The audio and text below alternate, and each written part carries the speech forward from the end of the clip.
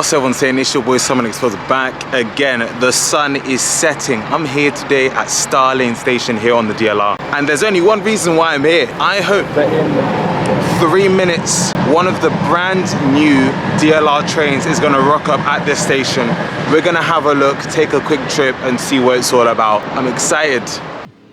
The Docklands Light Railway, London's automatic light rail system, has been in operation since 1987. And since it began operation, it's had a couple of different train sets crisscross the Docklands day after day. These include the original P86 and P89 sets, which now live in Essen, Germany on its U-Bahn network, the B90, B92 and B2L sets from 1991, 1993 and 2001 respectively, which still operate today, and the newer B07 sets, which were introduced in 2008. Since the 30th of September 2025, the next generation of DLR train sets have been introduced onto the network, the B23 sets. It's great to finally see the new trains entering into service after long and painful delays.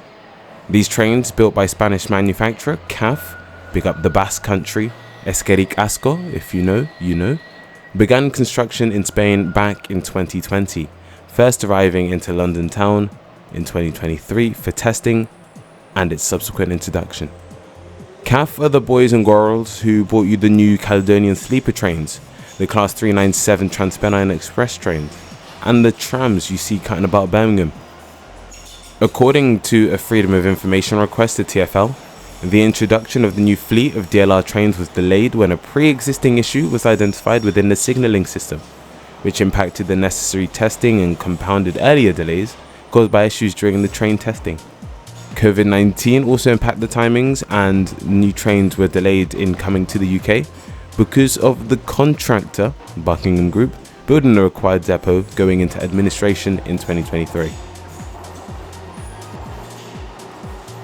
Whilst I've been coming down here to Starlane, I've already seen a couple of CAF guys in like high vises. I'm guessing they're here to make sure the train is running all right.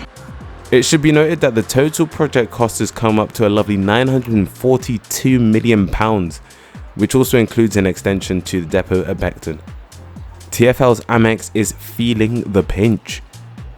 Let's see if the 942 million Avios TfL would have gained from their purchase is worth it. Let's head on to the new train. Lads, it's the brand new train. It's the brand new train. I've actually been lucky. In addition, this is Starlane. By the way, these clips are all over the place. Heavy soz. I sprinted all the way from work to get a cheeky trip on these and wanted to maximize my train time before it got dark.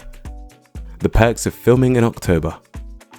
First impressions of these new trains is that they are bright, airy and spacious. When you board, you notice that there are lights above the doors that shine bright green when they are open and flash red when the doors are closing. Perfect if you feel a bit clueless as to where the doors are going to open at the next stop. The new trains are walk through, meaning you can pop all the way down the train without having to exit out one train set into the next one. It makes it easier for PSA staff to run the train and sprint down to the end if anyone's causing any trouble. Passengers, or customers as the transport industry likes to say, can also spread down the train when it's busy, which is a plus because you always get people just cramped up in one part of the train and it's just like, move down, move down. For clarity, the new trains have 5 carriages. The equivalent is an old train with 3 carriages. One old train carriage is 2 train bits. Does that make sense? These new trains might be the same length as a 3-car old train, but they actually have a high capacity, which is class. This is mainly attributed to an emphasis on standing space. Nevertheless, you still get a lot of seats. The new trains have gone away with the mixed style seating and have gone all longitudinal, much like the tube or the overground. They're quite firm, but we'll give them the benefit of the doubt for now. After a while, they might slowly become softer and softer after months of being moulded by the thousands of East Londoners' backsides. The most important seat on the train is the front seat, of course. Unlike the old trains, the new ones only have one row of front-facing seats, which is a shame. These seats seem thinner here and can probably fit, I don't know, like 1.5 of me, for example. The seat backs are also quite tall here, so you can never tell fully if someone's actually sitting there when you get on the train. You're like, oh, let me go check, see if the seat's empty. It's not, it's taken. Notably, the console is also taller, allowing it to fit more controls in and stuff. But that means the view isn't as good as the older trains, especially when you compare these trains to the B90s and the B92s, for example. It's like you feel a bit further back from the window, like there is a separation. On the left hand side, there's a sticker that says temporary seats, because that's where the staff sit when they're controlling the train from the front. There's also a divider thingy which helps to separate staff and passengers, so I don't know, it's a nice little touch. The trains have multiple wheelchair spots and also the odd area of empty space, good for placing luggage or pushchairs. No more dot matrix signs here, it's all digital. There are many screens in the new trains. These ones are above you and these TV screen looking ones, which currently aren't in action yet. So I'm guessing they're probably going to be used for like adverts or something. Nevertheless, these new trains show much more information compared to the old trains. The next stop, the interchanges, the remaining stops on the line, and cheekily, which doors are going to be opening at the station. The announcements on here are crisp, loud and crunchy. It's the same automated announcements found on the older trains with some extra AI sounding announcements. But I can't lie, I'm not a fan of these extra announcements, you know. They just sound unnatural, too robotic and like AI-y, if you get what I mean. This train is for Woolwich Arsenal. The next stop is Canning Town. Change the stations towards Bank, Tower Gateway and Beckton, London City Airport and local bus services. It's like there's no emotion in the voices. I get it. It's probably cheaper to use, well, it's much cheaper to use AI than to re-record new announcements, especially when new lines are added and new things happen. But come on, guys.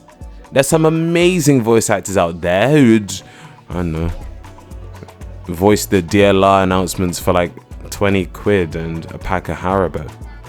The air conditioning is also crisp. I can feel it already. I wonder how good it'll be during the summer.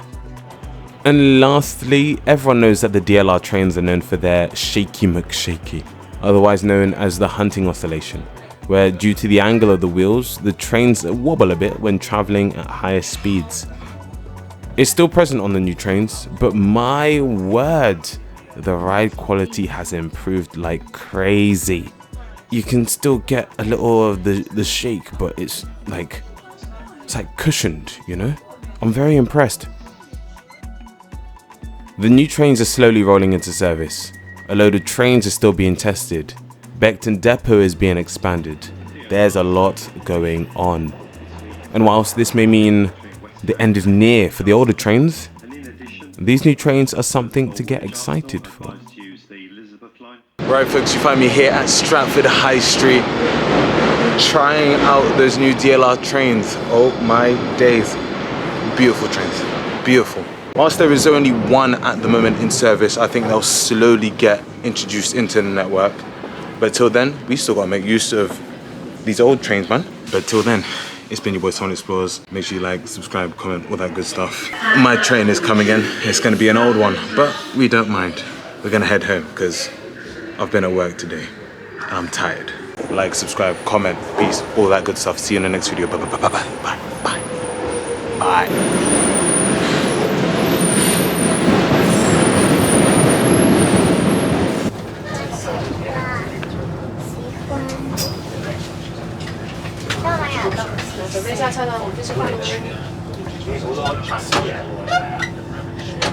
Stratford